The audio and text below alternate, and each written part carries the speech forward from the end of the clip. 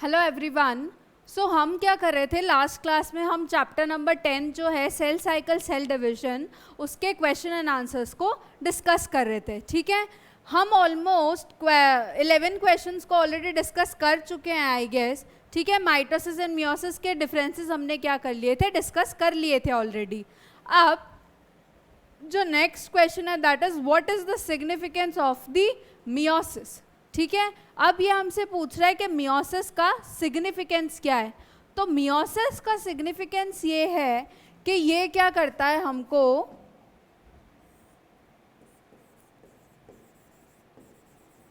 Haploid life cycle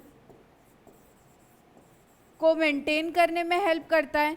ठीक है, meiosis क्या करता है कि जो हैप्लॉइड लाइफ साइकिल है, जो ऑर्गेनिजम्स की हैप्लॉइड फेज है, जो भी अगर डिप्लॉयड ऑर्गेनिजम्स भी हैं चाहे जैसे ह्यूमंस, उसमें भी जो हैप्लॉइड फेज आता है दैट इज़ वो गेमीट्स वाला, उसको ये क्या करता है, मेंटेन करने की कोशिश करता है या मेंटेन करके रखता है। ठीक है, तो ये क्या कर रहा है, हमारी हैप्लॉइड लाइफ साइकिल को या हैप्लॉइड फेज को क्या करता है, मेंटेन करके रखता है। एक स्पेसिफिक प्लॉइडी लेवल को मेंटेन करने में ये क्या करता है, हेल्प करता है। ठीक है, इसका सेकेंड सिग्निफिकेंस क्या हो जाएगा, जेनेटिक वेरिएशन। ठीक है, क्या हो जाएगा, जेनेटिक वेरिएशन। तो फर्स्ट ऑफ ऑल तो ये क्या करता है कि भाई जो एक स्पेसिफिक फेज है, एक स्पेसिफिक प्लॉइडी लेवल है, उसको क्या करता है, ये मेंटेन करने में हेल्प करता है। और सेकेंडली ये क्या करता है कि जो जेनेटिक वेरिएशन है उसको क्या करता है, ये बनाए रखता है। जेनेटिक वेरिएशन कैसे बनाए रखता है, थ्रू द क्रॉसिंग ओवर। जो भी क्रोमोसोम्स है वो आपस में पेयर करते हैं, होमोलोगस क्रोमोसोम्स कहलाते हैं। वो दोनों होमोलोगस क्रोमोसोम्स की नॉन सिस्टर क्रोमेटिड्स जो होती है वो आपस में क्या होती है, अटैच हो जाती है। ठीक है, आपस में अटैच होने के बाद क्या करती हैं, वो क्रॉसिंग ओवर करती है, या जेनेटिक जो अपना मटेरियल है वो दोनों क्रोमोसोम्स आपस में क्या करते हैं, एक्सचेंज करते हैं। इस वजह से क्या होता है कि जेनेटिक वेरिएशन आती है, जेनेटिकली जो ऑर्गेनिज्म है वो क्या करता है, इवॉल्व करता है। और इस वजह से हमको क्या फ़ायदा होता है कि जो इन्वायरमेंट है या जो सिचुएशंस है उसके लिए हमको क्या मिलती है, बेटर अडेप्टेबिलिटी मिलती है। ठीक है, तो ये क्या हो जाएगा, मियोसिस की सिग्निफिकेंस हो जाएगी। ठीक है, मियोसिस की इंपॉर्टेंस हो जाएगी। Okay, the 13th question is discuss with your teacher about first is haploid insects and lower plants by cell division occurs. ठीक है, अब हैप्लॉइड इंसेक्ट्स की अगर अपन बात करें तो हैप्लॉइड इंसेक्ट्स में क्या हो जाएगा, हम हनी बीज ले सकते हैं। ओके, और जो लोअर प्लांट्स हैं, लोअर प्लांट्स में टेरिडोफाइट्स हो सकते हैं।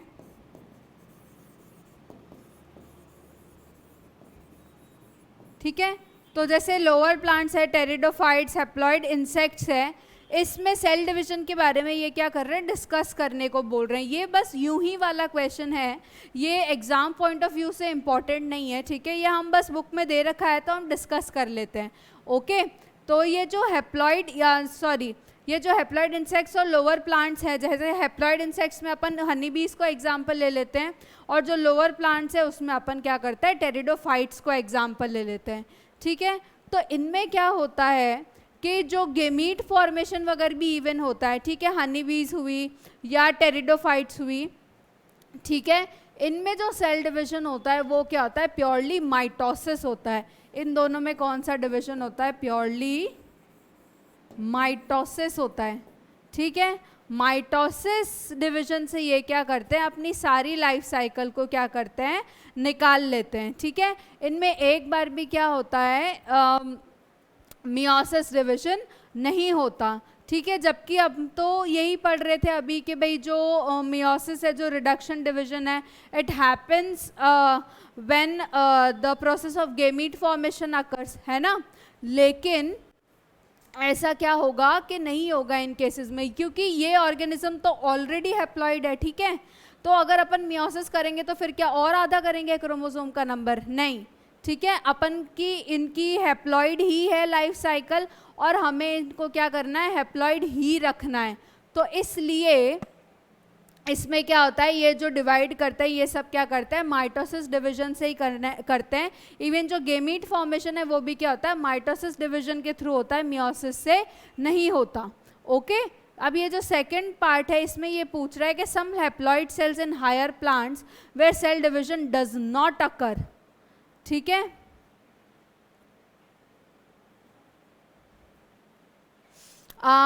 गेमीट्स है।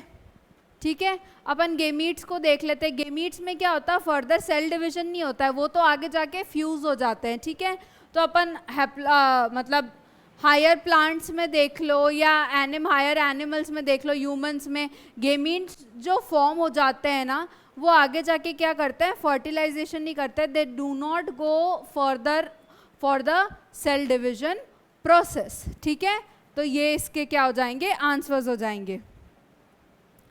The next question is, can there be mitosis without the DNA replication in S phase?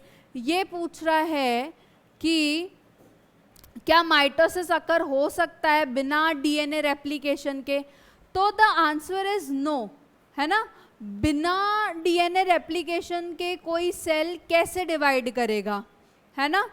मतलब अगर माइटोसिस कौन सा डिवीजन होता है, इक्वेशनल डिवीजन।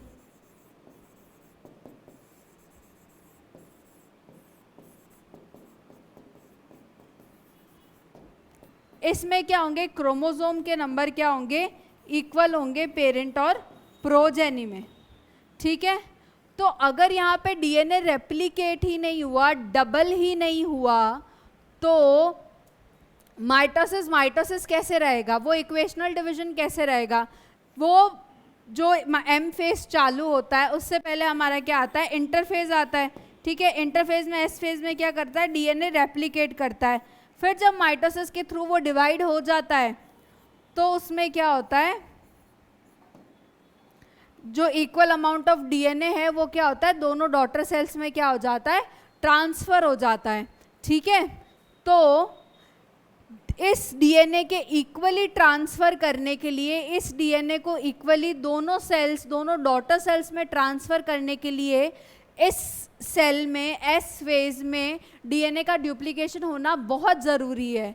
ठीक है, तो इसलिए mitosis can not occur without DNA replication in the S phase, क्योंकि अगर दोनों सेल्स में हमको इक्वल अमाउंट ऑफ डीएनए डालना है तो उसके लिए पहले वाले सेल में एक फेज में डीएनए को रेप्लिकेट डबल भी तो होना पड़ेगा ना, तब सेम अमाउंट ऑफ डीएनए जा पाएगा अगर डॉटर सेल्स में, है ना। तो इसलिए it is not possible for the mitosis to take place without the DNA replication in the S phase. ठीक है, जो 15th क्वेश्चन है that is, can there be DNA replication without cell division. तो इसका आंसर हम क्या कर सकते हैं, यस लिख सकते हैं, क्योंकि डीएनए रेप्लिकेशन के बिना सेल डिवाइड नहीं हो सकता। लेकिन ऐसा बहुत केसेस में होता है कि डीएनए रेप्लिकेट हो गया लेकिन सेल डिवाइड नहीं हुआ। ठीक है, ये जो डीएनए रेप्लिकेट होता है ये तो सेल डिवीजन के पहले ही हो जाता है ना। जो डीएनए रेप्लिकेट होता है वो तो क्या हो जाता है, सेल डिवीजन के पहले ही हो जाता है। सेल बाद में डिवाइड होगा नहीं होगा ये तो बहुत अलग चीज़ है, लेकिन जो सेल साइकिल है वो तो अपना काम कर ही रही होती है ना। तो इट इज़ पॉसिबल कि जो डीएनए है वो क्या है, रेप्लिकेट हो लेकिन सेल डिवीजन नहीं हो, है ना। Can there be DNA replication without cell division, yes, क्योंकि सेल डिवीजन के पहले ही क्या होता है, डीएनए रेप्लिकेशन होता है इन दी एस फेज। ओके, अब the 16th is, analyze the events during every stage of cell cycle and notice how the following two parameters change। अब ये क्या कर रहा है कि एक बार पूरी सेल साइकिल को आप क्या करो, रिकॉल करो और उसमें बताओ कि जो ये क्रोमोसोम का और डीएनए का नंबर या अमाउंट है वो किस फेज में कितना हो रहा है, मतलब सेम रह रहा है, बढ़ रहा है या कम हो रहा है। ठीक है, तो इसमें अपना एक फटाफट से इस चैप्टर का वापस से एक रिवीजन भी हो जाएगा। तो फर्स्ट वन हम आ जाते हैं माइटोसिस पे, ठीक है। माइटोसिस में क्या होता है कि दो फेजेस होते हैं, इंटरफेज और एम फेज, ठीक है। इंटरफेज भी फर्दर किस में, तीन सेल्स में डिवाइड, तीन फेजेस में डिवाइड होता है, that is the G1 phase, S phase and the G2 phase, ठीक है। तो अब जो इंटरफेज में G1 फेज है उसमें तो क्या रहता है, हम क्रोमोसोम और डीएनए नंबर को साथ में ही डिस्कस कर रहे हैं ना, अलग अलग से वापस से सेल साइकिल को रिकॉल नहीं करेंगे। जो इंटरफेज है उसमें क्या है, G1 में ना क्रोमोसोम बढ़ रहा है ना डीएनए बढ़ता है, ठीक है। इसमें क्या होता है, सेल सिर्फ ग्रो कर रहा है। जो S फेज है that is the synthesis phase, इसमें क्या हो रहा है कि जो डीएनए का नंबर है यहाँ पे, ठीक है, डीएनए का जो नंबर है वो क्या हो जा रहा है, डबल हो जा रहा है during the S phase of the interphase. तो DNA doubles during S phase of interphase,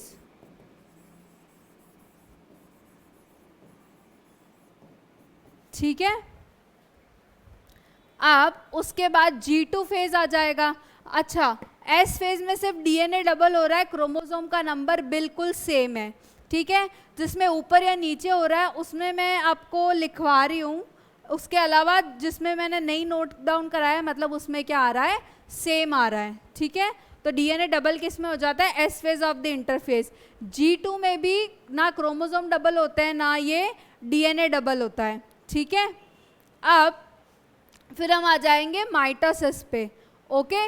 mitosis में भी फर्दर कितने थे, 4 फेजेस थे, the prophase, the metaphase, the anaphase and the telophase, ठीक है।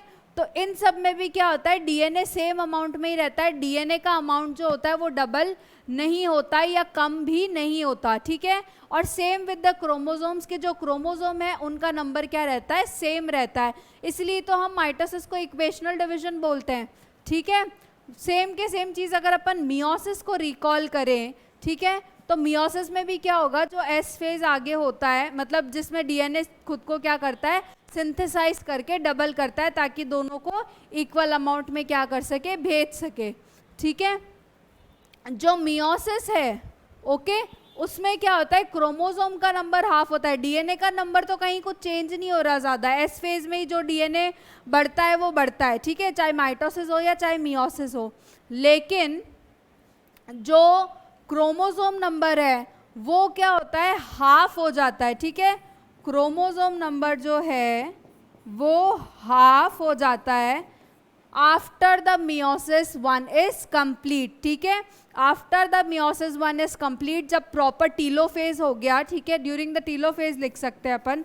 टीलोफेज में क्या हो जाता है कि टीलोफेज 1 में क्या हो जाता है कि सेल डिवीजन हो जाता है, सेल वॉल जो है वो क्या हो जाती है, फॉर्म होनी चालू हो जाती है, ठीक है। उस वक्त तक क्या हो चुका होता है कि हमारे जो क्रोमोसोम्स हैं वो ऑपोजिट पोल्स पे पहुंच गए हैं, ठीक है। अब क्या होना है, उसके ऊपर सिर्फ क्या बनना है, साइटोकाइनेसिस होना है, मतलब सेल डिवीजन होना है, ठीक है, और बाकी मेम्ब्रेन्स वगैरह बनती है। तो टीलोफेज 1 में हम कह सकते हैं कि क्रोमोसोम नंबर जो होता है वो सेल का क्या हो जाता है, हाफ हो जाता है, ओके। तो ये है इस क्वेश्चन का answers, and with this we complete this chapter number 10, okay. In the next class we'll discuss about the chapter, or we'll start about the chapter number 9, that is the biomolecules, okay.